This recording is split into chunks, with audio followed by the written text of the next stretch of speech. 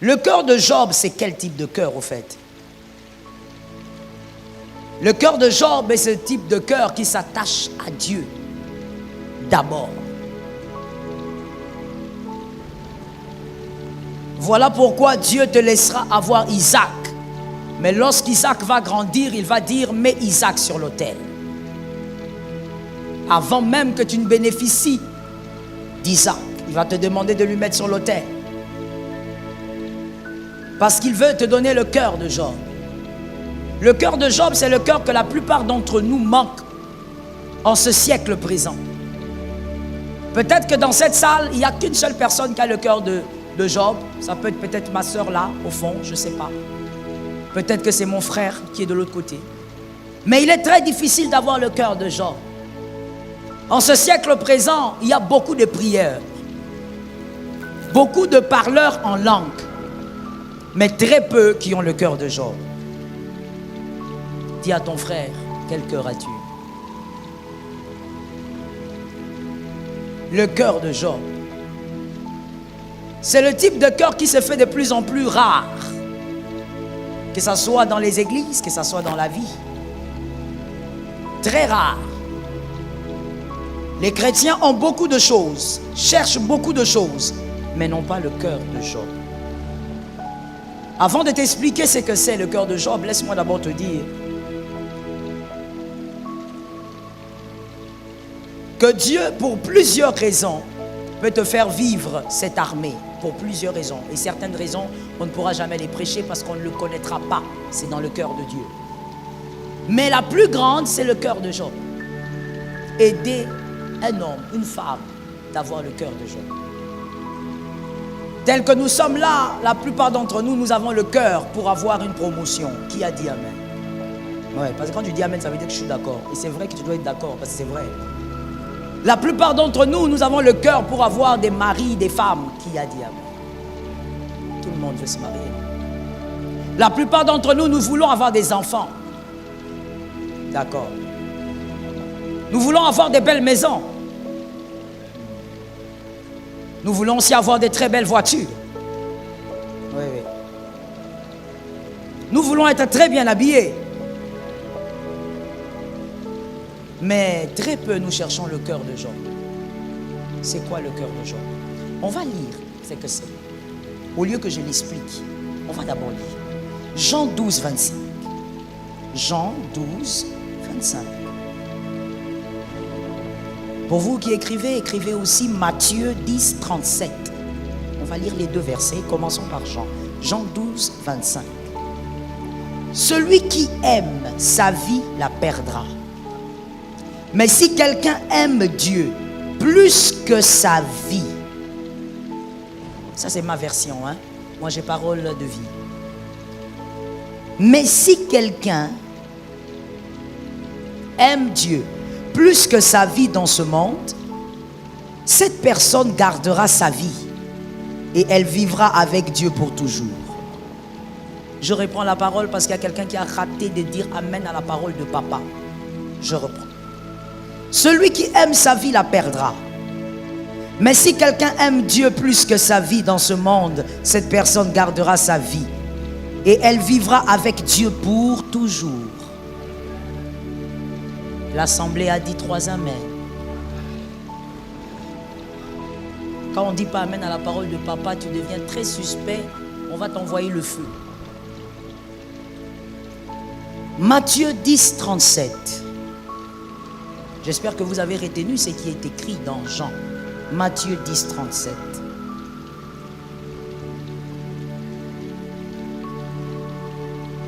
Je prends selon ma version parole de vie. Matthieu 10, 37. Celui qui aime son père ou sa mère plus que moi n'est pas digne de moi. Celui qui aime son fils ou sa fille plus que moi n'est pas digne de moi. On va lire tous ensemble. Ça va peut-être te guérir comme ça. Chacun donc commence à prendre déjà sa Bible. On va tous lire. Et il ne faut pas balbutier. C'est la parole de papa, il faut répéter ce qui est écrit. On y va. 1, 2, 3. Oui. Oui. Oui.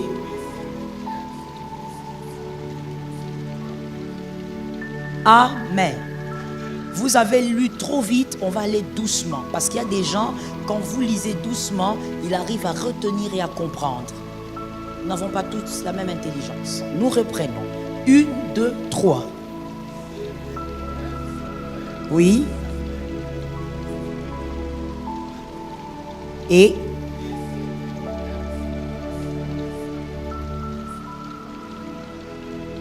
alors je vous explique d'abord pourquoi est-ce qu'on a parlé de père, de mère, de fille et de fils. On n'a pas parlé de mari et de femme.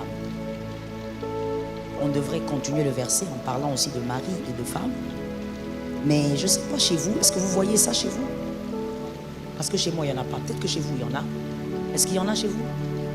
Ok. Pourquoi on parle de père et de mère? Parce que parmi les commandements les plus sacrés, on a placé une parole qui sort un peu du contexte général. Quand vous lisez la loi mosaïque, on dit tu ne feras pas, tu ne feras pas, tu ne feras pas, tu ne feras pas. Mais arrivé au niveau des parents, on dit tu fais. Et c'est la seule loi où on parle d'honorer. On dit tu honoreras ton père et ta mère. Et c'est la seule loi qui vous permet de bénéficier d'une longévité. On dit tu ne tueras pas, mais on ne te dit pas que si tu ne tues pas, tu auras une longue vie. On te dit tu ne commettras pas d'adultère, mais on ne te dit pas que si tu ne commets pas d'adultère, tu auras une longue vie. Mais on dit que si tu honores ton père et ta mère, c'est la clé de la longévité. Et là maintenant Jésus choisit ce verset à dessein. Au fait, il choisit les éléments à dessein. Il dit, tu vois ton père et ta mère là, qui te donneront la longévité par l'honneur. Si tu les aimes plus que moi, tu n'es pas digne de moi. En d'autres termes, je ne te connais pas. Je ne t'approuve pas. Fais tout ce que tu veux. Donne des dîmes comme tu veux. Donne des maisons à Dieu. Mais Dieu ne t'approuve pas. Parce que tu honores ton père et ta mère plus que Dieu. Voilà pourquoi Jésus prend d'abord l'exemple du père et de la mère. Deuxièmement, il parle de qui? Fils et filles des enfants. C'est un enseignement, donc tu dois m'écouter très bien. Tu dois m'écouter très bien. Pour que toutes les autres prédications du mois de septembre ne soient pas seulement des récevés vides, mais que tu captes exactement quelle est la volonté profonde de Dieu. Des filles et fils, des enfants. Mais pourquoi on parle des enfants sans parler du mari et de la femme? Pourquoi on parle des parents, on saute? On parle des enfants. Et les maris alors? C'est par le mari qu'on a les enfants, c'est par la femme qu'on a les enfants. Mais on ne fait même pas mention d'eux. On fait mention des enfants. Pourquoi? Parce que les enfants émanent de vous. Les enfants, c'est vous-même. Votre mari, vous êtes une seule chair avec. Votre femme, vous êtes une seule chair avec. Mais il y a quelque chose qui peut vous séparer. C'est la mort. Lorsque vous mourrez, Dieu reconnaît que cette femme n'est plus liée. Cet homme n'est plus lié. Elle peut se remarier, il peut se remarier. Même les démons reconnaissent aussi que les deux, il n'y a plus rien entre eux. C'est choquant. Il n'y a plus rien. Il y a des enfants, mais entre l'homme et entre Jacques et Jacqueline, Jacqueline qui est morte, il n'y a plus rien entre Jacques et Jacqueline. La mort les a séparés. Mais votre fils, même si vous mourrez, il reste votre fils. Même s'il meurt avant vous, au nom de Jésus que ça n'arrive pas, il reste votre fils. C'est votre sang, ça émane de vous. Voilà pourquoi on parle des enfants. Alors ce qui est encore plus choquant, et je vais aussi te réchoquer là-dessus, c'est que si on ne parle même pas de l'homme et de la femme, c'est que aimer l'homme ou la femme plus que Dieu est plus qu'une bassesse. Parce que même la Bible a refusé de citer cette partie-là. Parce que c'est une partie qu'il ne faut même pas présenter devant Dieu. La parole de Dieu a cité les éléments clés d'une vie. Je te réchoque. Quelqu'un peut dire, ça veut dire quoi? Ma femme n'est pas un élément clé de ma vie. Selon la parole de Dieu, non. C'est choquant, mais ce n'est pas moi qui ai écrit. Selon la parole de Dieu, ce sont tes parents et ce sont tes enfants. Cette femme, cet homme partira et le lien se rompra. Est-ce que quelqu'un m'entend? Et vous voyez même que quand même on parle des parents, c'est presque la même chose avec le fils et la fille. C'est-à-dire entre vous et vos parents, c'est un lien qui ne peut pas se rompre. C'est pratiquement le même triangle. Et donc, là le Seigneur veut dire, celui donc qui aime son mari plus que Dieu, on n'a même pas de mot pour te donner, il faut te donner toi-même un nom. Celui qui aime sa femme plus que Dieu, il n'y a pas de nom à te donner, la Bible n'a même pas donné de nom. Toi-même mets un nom dessus. J'écoute des fois les hommes dire, maman c'est ma femme, elle doit être soumise à moi. Et donc quand je lui dis de ne pas aller à l'église, elle ne doit pas. La Bible dit, femmes soyez soumises à votre mari selon le Seigneur. C'est-à-dire que la femme chrétienne ne peut pas se soumettre à un homme plus qu'à Dieu. Vous voyez les amens où ils sont partis? Vous dites un amen de gré ou de force. Ah oui, quand c'est la vérité, on ne badine pas avec. Badinons avec le manger, badinons avec les habits, pas avec la vérité. Tu ne peux pas obéir à ton mari au-delà de Jésus. Tu ne peux pas obéir à ta femme au-delà de Jésus. Il y a quelqu'un qui a dit, ah, on obéit à sa femme. Mais oui, il y a des hommes qui obéissent à leur femme. Toi, tu crois qu'obéir, c'est quoi? C'est un mot français. Il faut trouver la définition, elle n'est pas compliquée. Tu ne peux pas honorer les choses terrestres plus que Jésus. Ce n'est pas moi qui le dis, c'est lui-même. Et donc la parole est claire. C'est ça le cœur de Job. Le cœur de Job, c'est un cœur qui est attaché à Dieu plus qu'aux hommes. Attaché à Dieu plus qu'à tout ce qui est matériel. Aujourd'hui, nous avons des cœurs partagés. Nous avons des cœurs attachés à Dieu un peu et grandement attachés aux hommes.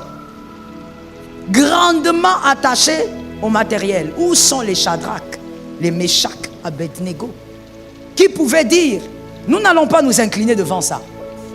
Et nous n'avons pas un problème, au fait, à nous incliner. Mais notre problème, c'est que nous ne sommes pas idolâtres. Et toi, donc, monsieur, nous n'allons pas nous incliner devant toi, parce que tu n'es qu'un homme. Nous nous inclinons devant Dieu. Où sont ces gens-là? Dans les églises, que Dieu ait pitié de nous, les pasteurs. Nous prêchons tout, et des fois, sauf la vérité. Reçois ceci, reçois cela. Mais ton cœur finalement, il est où? Ton cœur est attaché à quoi? Vous verrez quelqu'un, le Seigneur lui dire, entre en retraite pendant 2 jours. Quand il entre en retraite, là, son patron l'appelle, il sort de la retraite parce que le patron l'a appelé. Je te choque, hein? Mais en réalité, entre ton patron et Dieu, les choix est clair. Donne un amen de quelqu'un qui comprend. Non, donne un amen de quelqu'un qui sera délivré. Parce qu'en fait, tu n'es pas délivré. Il faut que tu sois délivré par la parole. Tu n'es pas délivré. Entre Dieu et ton patron, le choix est clair. À vous deux, Dieu vous a donné la vie. Et c'est Dieu qui décide sur ton travail. Mais vous savez, les chrétiens, on est tellement dans la bassesse qu'on ne réalise pas qu'en réalité, c'est Dieu qui tient même ton travail. Quand tu vas voir un homme païen qui entre chez le marabout et tu lui dis, attention, ton marabout a dit, aujourd'hui la nuit, dors debout là-bas. Il va dormir debout parce que dans sa tête, il s'est dit, son travail est tenu par le marabout. Mais toi, chrétien, tu aimes tellement la légèreté dans les choses de Dieu que voilà pourquoi tu n'arrives pas à réaliser que tout ce que tu es est tenu par Dieu. Donne un amen. Tu vas beaucoup souffrir, mais c'est comme ça. Il faut que la vérité reste. Le cœur de Dieu cherche le cœur de Job.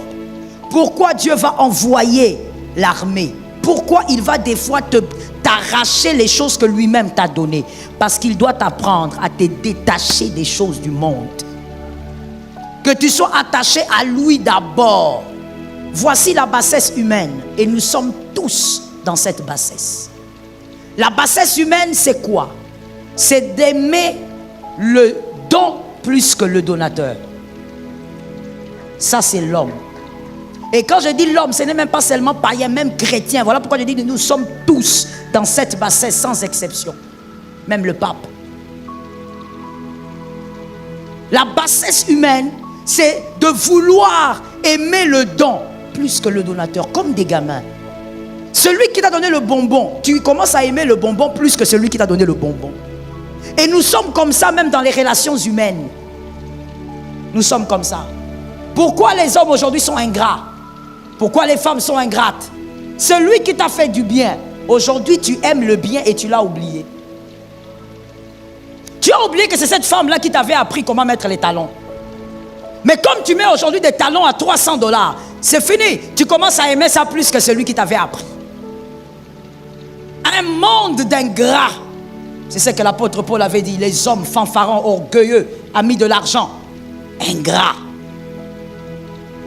Nous sommes dans un monde où l'humain aime tellement le don plus que le donateur, que nous sommes arrivés à un point, même dans les relations humaines, quand tu as un ami que tu aimes beaucoup, tu refuses que cet ami soit attaché à un autre parce que toi tu veux conserver l'amour qu'il te donne. Jusqu'à quel niveau nous sommes devenus? Comment on est devenu comme ça? Pose aux voisins la question, c'est arrivé comment que tu sois devenu comme ça? C'est-à-dire, on est égoïste même au niveau de l'amour. Et je veux peut-être vous choquer ce matin en vous disant qu'il y a même des femmes mariées. Elles ne sont pas jalouses envers leur mari parce qu'elles veulent seulement être la seule femme. Mais elles ont ce même problème. Elle jalouse son mari parce qu'elle ne veut pas que quelqu'un d'autre, même pas de la famille, parce que sa jalousie n'est pas qu'avec les femmes, même dans la famille, même envers les frères de son mari, elle est jalouse. Parce qu'elle ne veut pas que son mari aime ses frères, qu'elle reste la seule à être aimée. Quel cœur! Nous avons aimé les choses du monde au point même d'introduire une anomalie dans l'amour. Tu entends quelqu'un dire à un autre, deux hommes, prenons deux hommes.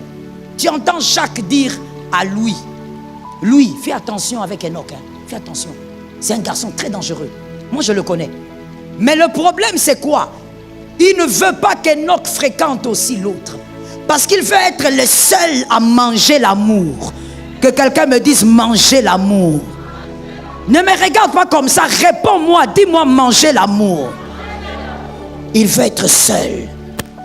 Alors qu'Enoch, en réalité, il n'a pas aussi le cœur à vouloir rester avec lui. Non, mais il se sent en insécurité. Même au niveau de l'amour, il y a des gens qui sont égoïstes. Dieu doit te détacher de toutes ces choses-là. Mais la manière la plus puissante de te détacher, c'est de créer le chaos des fois dans ta vie. De ravager des choses dans ta vie. Que tu réalises vraiment que tu perds le contrôle. Tu as envie de tenir les choses. Ça t'est déjà arrivé de vouloir retenir les choses qui s'évadent. Et tu te sens vulnérable tous les jours pendant que ces choses partent. Si ça t'est jamais arrivé, ça t'arrivera. Si tu es un élu, ça t'arrivera. Mon frère, c'est là que tu vas réaliser que l'être humain n'est rien.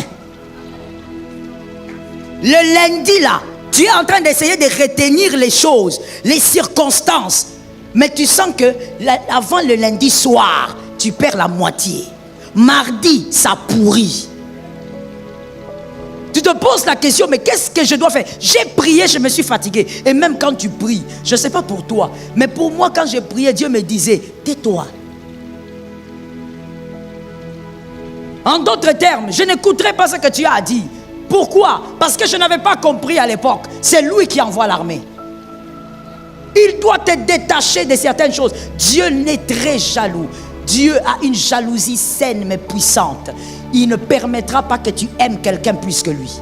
Il va te prendre ça. Mon frère, d'une manière ou d'une autre, tu vas réaliser que là, tu n'as plus le contrôle de rien. Le chaos total. La sauterelle va passer. La chenille va faire le travail. L'énéton fera le travail. Le criquet va signer. Tu vas te poser la question, mais Seigneur, c'est toi qui m'as donné ce travail. Oui, c'est lui qui a donné ce travail et c'est lui qui vient ravager. Parce que tu commences à aimer le travail plus que Dieu. Tu as oublié celui qui donne. Tu commences à aimer les dons. Tu aimes le don. Oh mon Dieu, c'est ce que je ne comprends pas avec certaines femmes, avec certains hommes. Tu vois un homme idolâtrer sa femme. Mais c'est Dieu qui t'a donné cette femme-là. Comment tu peux aimer la femme plus que Dieu aujourd'hui? Est-ce que toi, monsieur, si on te regarde bien, tu pouvais épouser une femme comme ça? Non, on se parle, on se parle. Toi, tu aimes seulement qu'on te dise des choses. Hein? Non, non, non, je ne suis pas ce genre-là. Je vais te dire la vérité de manière crue, mais tu vas l'apprendre. Est-ce que toi, monsieur, quand tu te regardes bien, tu regardes bien, que tu pouvais épouser une femme là. Hein? Même quand tu prends tes photos antiques, quand tu compares tes photos, tu dis non, ça c'est pas moi. Toi-même tu te refuses sur la photo. Ta maman te dit non, c'est toi, tu avais 2 mois. Non maman, tu as changé, ça c'était les bébés du voisin. Mais Dieu t'a fait grâce et t'a donné une bonne femme.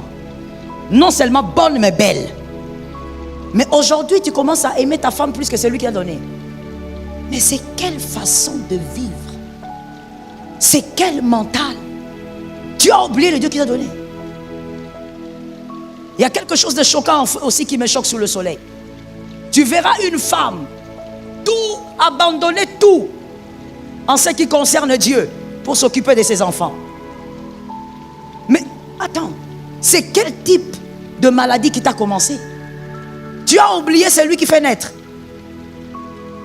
Regarde ta voisine, regarde ton voisin, pose la question, est-ce qu'on a oublié? Quand je dis de poser la question là, je ne te demande pas toi de faire les générales à l'église, hein. Je te demande de poser la question. Dis à quelqu'un, est-ce qu'on a oublié? Tu as oublié que c'est écrit. Bon, moi je ne sais pas pour toi madame, hein, parce que je parle d'abord aux dames qui ont des enfants. Je ne sais pas pour toi, tu es trop courageuse quoi. Tu as un courage extraordinaire, je rêverais avoir ton courage, mais je ne pense pas que je l'aurai. Parce que moi je sais d'où viennent mes enfants. Et non seulement ça, je vois les femmes pleurer tous les jours pour des enfants. Tu n'es pas meilleur. Jésus t'a gracié, t'a donné ses 1, 2, 3, 4, 6. Toi tu laisses Dieu pour les enfants. Qu'est-ce que je pourrais bien dire que Matthieu 10, 37 n'a pas dit? Tu n'es pas digne, c'est tout. Point.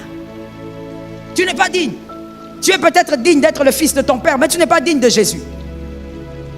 Ton cœur est attaché aux choses qu'il t'a données. Alors, Dieu a-t-il, je me rappelle un jour, l'homme de Dieu a posé la question à une sœur qui était dans la chorale jadis. Il dit, mais pourquoi je ne te vois plus? Elle dit, non, mon papa, les bébés. Alors l'homme de Dieu lui a dit, ah, Dieu a mal fait de te donner un bébé.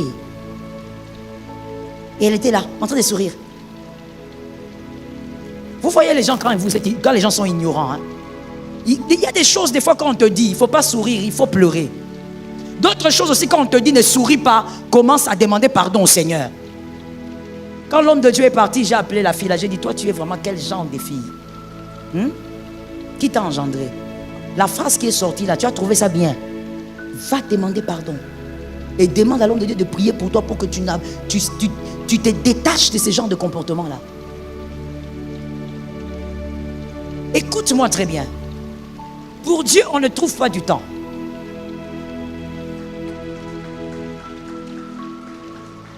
On trouve du temps pour ton travail là bizarre. Tu trouves du temps. On trouve du temps pour ta famille. Tu trouves du temps. On trouve du temps pour tes frères, sœurs. Tu trouves du temps. Mais pour Dieu, tout le temps lui appartient. Est-ce que quelqu'un m'entend? Il ne faut pas faire une mauvaise salade des versets bibliques. La Bible dit chaque chose à son temps, mais ça ne veut pas dire que toutes les choses doivent avoir le même temps que tu donnes à Dieu. Je répète, la Bible dit chaque chose à son temps, mais ne fais pas une mauvaise salade des versets. Ça ne veut pas dire que chaque rubrique doit avoir exactement le même temps, y compris Dieu. Dieu n'est pas là-dedans. Voilà pourquoi la Bible peut toujours dire prier sans cesse. J'ai toujours dit comment un médecin qui opère peut prier. Oui, il peut prier parce que sa vie est en prière. Il n'a pas une vie de prière, il a une vie en prière. Il peut être en train de parler en langue même au niveau de son âme. C'est ça même avoir une vie en prière. Prier sans cesse, c'est ça. Ça veut dire Dieu prend tout le temps de ta vie. Tu ne peux pas dire, ben voilà, je vais trouver le temps. Mon frère, tu es encore très loin et Dieu va frapper fort. Si tu es un élu, à moins que tu sois quelqu'un qui ira en enfer, mais si tu es un élu, Dieu frappera. Et il frappera fort. Il enverra l'armée. Ils vont ravager. Qu'est-ce que tu aimes plus que Dieu? Dieu va toucher là-bas. Écoute-moi très bien. Il est écrit dans la parole. Maintenant que tu connais la vérité, il n'y a plus d'excuses pour toi. Maintenant que je te prêche, assis, tu m'entends. Ce qui va arriver, va arriver. À toi de te ranger maintenant. Tu peux pas. Il y a des gens qui aiment même leur propre corps plus que Jésus. Tu vois comment il prend soin de son corps. Tu dis incroyable. Incroyable. Quand il y a un petit soleil, comme un beau petit soleil là dehors, il prend un parasol. Il ne veut pas le bronzage. Je dois protéger ma peau. C'est bien. Mais tu verras cette personne. Quand on va dire, il faut jeûner. Oh non, non, non, non, non. Jeûner, non, non, non, non. Ça va me déformer. Non, il faut prier par terre. Oh non, non, non. Non, pas avec l'habit que je portais là. Je ne peux pas m'agenouiller là. Dieu va t'imposer les genoux. C'est qu'il fera. La manière dont il va ravager. Personne ne va t'envoyer à genoux. Tu vas rouler par terre en train de prier. Personne ne va te suivre. Personne ne va te dire, oh mon frère, toi-même on va te trouver en train de rouler par terre. Jésus. Tu connais les gens des prières que tu fais, non? Les gens des chansons que tu composes là. Jésus, bah genoux. Tu vas chercher le Dieu des genoux. Parce qu'il va envoyer l'armée. Lorsque tu es enfant de Dieu, Dieu ne peut pas supporter que tu aimes quelqu'un plus que... Voilà pourquoi je dis à quelqu'un, ne me cherche pas des problèmes. Donne un amen de guérison. Ne me cherche pas. N'ose pas m'aimer plus que Jésus. Va aimer Jésus, on va se rencontrer là-bas. Jésus te dit, viens à l'église, tu viens pas. Quand moi je t'appelle, tu viens. Sorcier. Sorcier. Jésus te dit, jeûne. Tu ne jeûnes pas. Tu attends que maman t'appelle. Oui, maman, comme toi tu as parlé. Sorcier. Tu ne m'emmèneras pas en enfer. Heureusement que le ciel, c'est chacun. Tu ne dois pas aimer un homme plus que Jésus. Dieu va frapper cet homme-là. Si tu aimes ton mari plus que Jésus, voilà pourquoi tu vois comment ton mari ne trouve pas un bon travail. C'est toi. La sorcière de sa vie. Sans prophétie, monsieur, je te dis ça ici là. Quand vous allez sortir, dis-lui. Le pasteur avait dit c'est toi. Je te permets. C'est elle. Depuis que l'homme a commencé à prier, Seigneur bénis-moi. Dieu ne bénit pas. Parce que toi, madame, tu aimes ton mari plus que Jésus. Un mari qui t'a rencontré un jour. Et d'ailleurs, le jour où il t'a rencontré, il avait rencontré une autre fille avant toi. Il vous avait dragué à deux. Maintenant, toi, tu as répondu avant l'autre.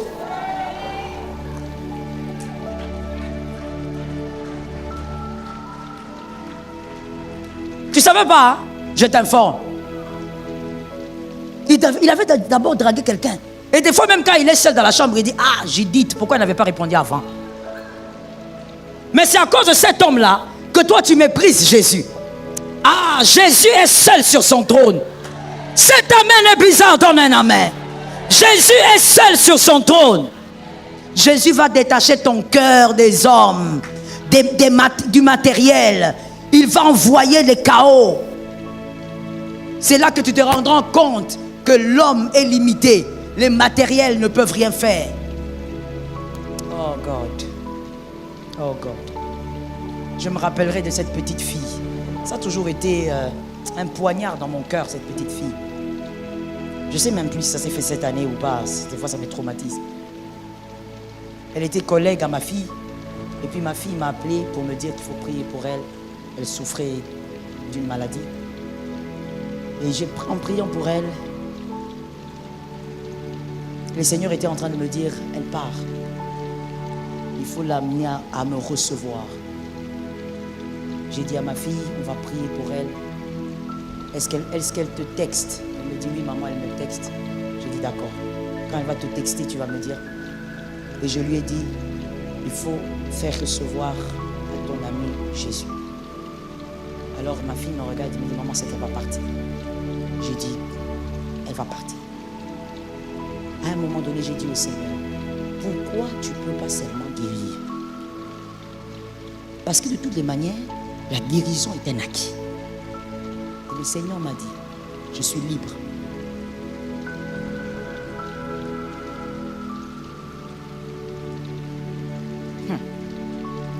Et j'avais ma fille qui comptait sur moi. Je vais utiliser les termes. Qui comptait sur moi, qui était sûre que si maman prie, ça va aller. Et j'avais la petite fille de l'autre côté qui comptait aussi sur moi. Et j'avais un Dieu aussi qui me disait, on ne peut pas compter sur toi. Et c'est Dieu m'a obligé de dire donc aux enfants que ça ne va pas se passer. Et quand j'ai dit ça à ma fille, elle m'a dit, maman, pourquoi? Je lui ai dit, parce que Dieu a décidé. C'est Dieu qui décide. Ma fille a fait recevoir sa copine, le Seigneur. Et elle était très triste. Le jour où ça s'est passé, elle était très triste toute la journée. Je lui ai posé la question, elle est partie? Elle m'a dit, oui, elle est partie. Il est libre. Et il va t'apprendre à te détacher des choses qui pourraient te faire croire que tu es quelqu'un. Qui pourraient te faire croire que toi aussi, tu peux évoluer seul parce que tu en as les capacités. Mon frère, tu n'as pas des capacités. Il va détacher ton cœur de sorte à ce que tes regards soient d'abord sur lui, d'abord Jésus. Que ça ne soit pas un slogan du dimanche, mais que tu le vives réellement, que dans ta vie, c'est d'abord. Bénis soient les enfants dont les parents sont ici et qui vont voir leurs parents démontrer que dans la vie, c'est d'abord. Je bénis ces enfants-là. Que Dieu ait pitié d'eux, qu'il fasse de toi ce parent-là. Dieu va détacher ton cœur de tout ça. Il va venir ravager. Tu aimes ta santé, tu aimes ton corps plus que Jésus, tu seras surpris. Ce qui va t'arriver, mon frère, ça veut dire que Jésus t'envoie un truc là, qui commence à te finir le corps. Tu vas dans tous les hôpitaux, on ne voit rien. Tu viens chez moi, je ne vois rien. Même les ciels fermés. Plus on prie, plus tu maigris. Les gens commencent à dire, il est certainement atteint. D'autres disent, non, il a le cancer. Mais en réalité, tu n'as rien de tout ça. Jésus sait qu'à la dernière minute, il va te sauver. Mais il veut d'abord créer un carnage sur la chose que tu chéris là. Que Jésus attache ton cœur à Dieu. Tu sais, mon frère, c'est le type de prière qu'il faut aussi faire. Jésus, aide-moi à t'aimer d'abord toi. Au lieu d'aimer d'abord les choses que toi tu m'as données. Combien de fois j'ai vu les filles fuir l'église à cause du mariage? Fuir. Parce qu'à l'église on a dit fais attention, ça c'est pas... Elle est partie. Elle est prête à épouser n'importe qui, même un marabout. Et on a des mamans aussi ingrates, aigries, qui encouragent leurs filles à aller, vas-y. Le mariage, c'est le mariage. Non, le mariage vient de Dieu, ça doit se faire à la volonté de Dieu. Et à la manière de Dieu. Jeune fille, tu fuis Dieu à cause du mariage. Tu vas le retrouver quelque part. La manière dont le mariage là va t'essorer. Déjà quand tu épouses un chrétien, tu seras essoré. Alors quand tu vas maintenant épouser quelqu'un façon, tu seras réessoré. Tu vas sentir le feu de l'enfer avant même de commencer. C'est là que tu vas commencer encore à chasser les pasteurs, les prophètes. C'est là que tu vas entrer dans une vie de manipulation où on va te manipuler par les prophéties. Comment peux-tu fuir Dieu? À cause d'un mariage. Et on est tellement ingrat envers Dieu qui a donné qu'on commence maintenant à trouver même des raisons. De toutes les manières, Dieu est partout. De toutes les manières, Dieu est partout. Mais écoutez, je veux vous choquer en vous disant ceci. Je ne sais pas pourquoi des fois, avant de parler en tant qu'enfant de Dieu, on ne réfléchit pas. Réfléchissons un peu. Dieu est partout, mais pourquoi tu n'as pas trouvé Dieu partout? Pourquoi tu n'as pas été enseigné partout? Pourquoi il y a eu un point de départ pour chaque chose? Alors comment tu peux dire Dieu est partout? Tout ça pour justifier le fait que tu veux vivre dans ta chose, même si Dieu n'est pas d'accord. Et tu vas commencer à chercher les gens qui seront d'accord avec toi. Même si 2000 personnes sont d'accord avec toi, si Dieu n'est pas d'accord, ça ne change rien. J'ai aimé cet amen là aussi.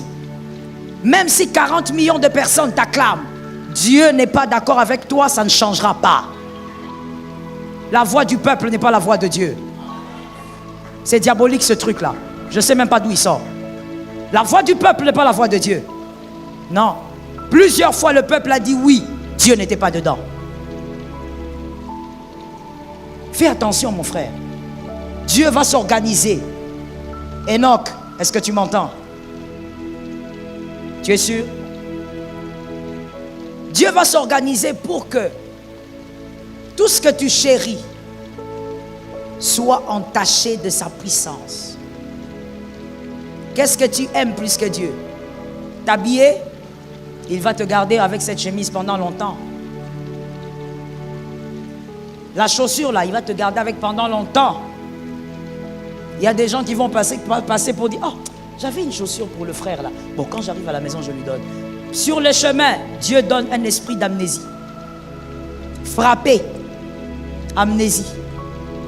Automatiquement, il oublie qu'il avait promis une chaussure. Il prend la chaussure, il vend. Toutes les personnes qui doivent te faire du bien, Dieu les éloigne. Pourquoi? Parce que toi, c'est les habits. Quand tu t'habilles pas bien, tu dis, je ne peux pas aller à l'église. L'église n'est pas un lieu où on vient montrer les vêtements. J'ai pitié de toi. Ce n'est pas un lieu où on vient montrer les vêtements. Ça n'a rien à voir. Oh, ça n'a rien à voir. On pouvait même venir, moi je pouvais même venir prêcher ici tous les jours pieds nus. Si je ne le fais pas, c'est à cause de ta foi. Tu as tellement un cœur noir que tu vas prendre la photo, tu mets là-bas, tu dis, le pasteur Joël, pieds nus, nouveau système, rituel, diabolique, amphérique. Mais si ça dépend que de moi, oh, qu'est-ce que ça veut dire? Qu'est-ce que ça a à voir avec ma prédication? L'église n'est pas un lieu où tu dois venir montrer que tu as porté une nouvelle chemise. Tu sais pourquoi tu es comme ça? Ton cœur est attaché aux vêtements. Si tu étais détaché, tu saurais que les garde-robes, Dieu peut les changer à n'importe quel moment. Hein? Les garde-robes, Dieu peut les changer à n'importe quel moment. Jésus peut faire des choses étonnantes et puis bon, toi-même tu deviens dépassé. Est-ce que quelqu'un m'entend? Tu vois comme ces types de polygames là qui oublient les noms de leurs enfants. Je suis désolé les polygames. Je sais que vous m'avez beaucoup matraqué sur les réseaux, mais la vérité reste la vérité. Les polygames là qui sont tellement... Il a 50 enfants, ou 60, ou 61. Alors quand il appelle Jacques, Jacques dit, papa, moi c'est Luc. Ah, ok, va chercher Jacques. Alors écoute, il peut aussi t'arriver comme ça, dans une abondance de grâce, que tu sois là en train de dire, mais ces vêtements appartiennent à qui? Mais ça t'appartient? Non, je ne l'ai jamais porté. C'est rien du tout ces choses-là. Ton cœur doit être attaché à Dieu. Aime Dieu. Je te dis une chose, tu vois l'enseignement que je te donne? En réalité, ce sont seulement des brins de révélation. Mais la véritable connaissance, tu la vivras quand Dieu va frapper. C'est ça la vérité. Ce n'est pas en m'écoutant parler que tu vas comprendre ce que j'ai dit. C'est quand Dieu va te frapper que maintenant tu vas commencer à apprendre. Ça, je te donne seulement les informations.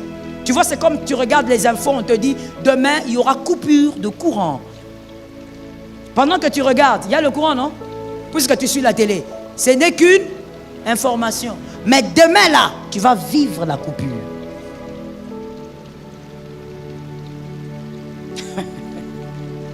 Ce que je te donne, ce sont des informations. Mais quand Dieu va envoyer l'armée, quand Dieu va commencer à te sécher, tu regardes, tu dis, ça c'est les déserts. Ce n'est pas les déserts.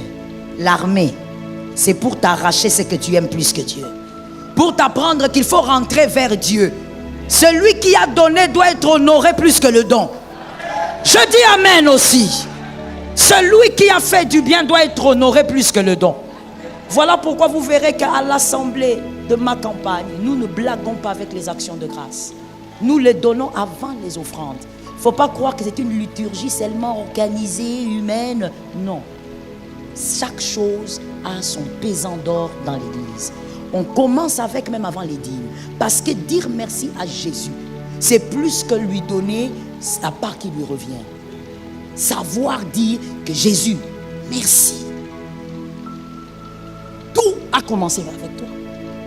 Mon frère, mon fils Léonel, moi je ne peux pas laisser l'œuvre de Dieu ou même une ordre divine pour m'occuper de mes enfants. Pourquoi? Parce que je sais d'où ils viennent. Plusieurs fois, moi, j'ai failli sortir de la maternité sans enfant. Les nouvelles sont venues de partout, comme on dit. Les téléphones ont sonné de partout. Que tu sors, l'enfant ne sort pas. Mais Dieu est entré dans la chambre. Toi, tu ne peux pas me dire, voilà, je n'ai pas le temps, je vais me... Ça, c'est toi, chacun a son histoire. Moi, je ne peux pas. Je sais combien ces enfants sont wanted dans le monde des ténèbres. Je ne peux pas. Une seconde seulement, peut-être qu'on va faire quelque chose là-bas. Je n'ai pas le temps de fermer un œil. Est-ce que quelqu'un m'entend? Je m'organise pour eux, mais tout mon temps, c'est Jésus. Il est le donateur. Est-ce que quelqu'un m'entend bien? Oh non, maman, c'était l'heure de prière, mais j'ai massé un peu le mollet de mon mari. Masse. Masse encore. Ne viens pas dans mon bureau. Je te chasserai. Masse. L'heure de ta prière, hein? C'est ta prière individuelle. Tu as fait une alliance avec Jésus. Jésus t'a dit, toi, toute ta vie, à partir de 13h, retire-toi, prie. Toi, à 13h, là, tu commences à masser. Oui, chérie, dis-moi que tu m'aimes. Dis-le, dis-le. Ce qui va t'arriver, ça veut dire toi-même, tu vas te poser la question. Je suis la première femme sur terre ou quoi? Les mêmes mollets que tu massais sont les mêmes mollets qui iront. On va masser et remasser.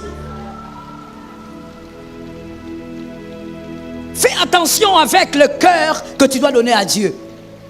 The time of God, keep it for God. Le temps de Dieu, laisse ça à Dieu.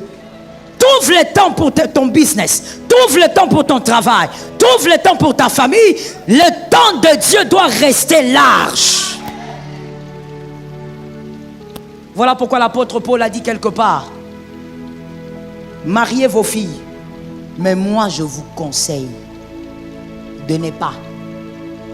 Les gens aiment tous les versets de l'apôtre, mais sauf celui-là, je ne sais même pas pourquoi on ne le prêche pas. Mais c'est l'apôtre Paul aussi qui a dit que la fille reste vierge, qu'elle ne se marie pas. C'est ça la bonne volonté de Dieu. Tu me regardes comme ça comment? C'est ce qui est écrit. Tu ne lis pas cette partie-là.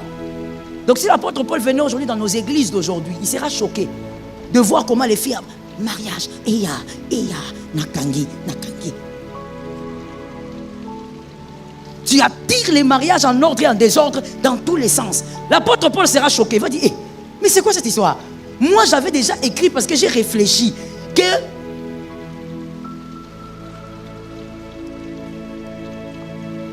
mais tu sais pourquoi l'apôtre Paul a dit ça? L'apôtre Paul était en train d'expliquer au fait une réflexion. Il était en train de dire, lorsqu'on est marié, c'est difficile de servir Jésus. Oui, il disait c'est difficile de servir Jésus parce qu'on a aussi d'autres engagements envers la famille, les maris et la femme. C'est comme ça qu'il disait non, il est mieux que la Vierge reste seule. Il est mieux de servir Dieu célibataire, de rester comme ça. Mais comme vous ne pouvez pas rester comme ça, au lieu de brûler en enfer, mariez-vous. Ma soeur, tu as voulu te marier. N'oublie pas celui qui t'a donné le mariage. Que ton cœur reste attaché à celui qui t'a donné. Lorsqu'il va passer pour ravager, n'oublie pas qu'il est passé seulement pour que tu rentres vers lui. Est-ce que quelqu'un m'entend? Parlons un peu d'une culture. Peut-être que je vais chuter vers là. Notre belle culture africaine. Il y a des très belles choses dedans. Je crois que c'est un peu culturel, ce que je veux dire ici. Je ne sais pas pour toi, mais toi, quand ta maman a essayé de t'appeler, parlons plus des mères. Quand ta maman a essayé de t'appeler, que tu étais peut-être à distance, elle appelle, tu ne réponds pas. Comment elle réagissait? Ah, je vois les gens rire déjà. Hein? All right, ça c'est bien. Ça veut dire qu'on a grandi, on est du même moule alors. Comment ta mère réagissait? Ça veut dire que moi, je ne sais pas pour ta maman, hein, mais la mienne, elle va localiser mon endroit. Un lieu bien localisable. Elle va prendre l'arme à destruction massive. L'arme qui ne vieillit pas. L'arme qui ne se fatigue pas. L'arme qui n'a pas besoin d'être rechargée. La babouche, elle te localise. Lance. J'ai l'habitude de faire rire mes enfants. J'ai dit, il n'y a pas eu de meilleur sniper que ma maman. sniper de tous les siècles. Ça veut dire que même si tu es dans un angle courbé, elle ne te rate pas. Elle va prendre la babouche, ça va faire ça. Ça te localise. Ça veut dire que dès que tu auras quelque chose ici, ça, tu sautes. Je tapais et puis elle n'était pas du genre à crier. Donc elle va, après avoir tapé là, elle part calmement dire, je t'appelle, pourquoi tu n'entends pas? Alors tu es là en train de dire, ah, j'étais loin, c'est pourquoi je t'ai lancé la babouche. Donc, tu entends un peu la logique. La logique c'est quoi? Si j'appelle, tu n'entends pas, je vais aller fort. Jésus te parle par la prédication, tu n'entends pas. D'ici décembre, il va aller fort. Il t'a parlé calmement. Il t'a expliqué calmement.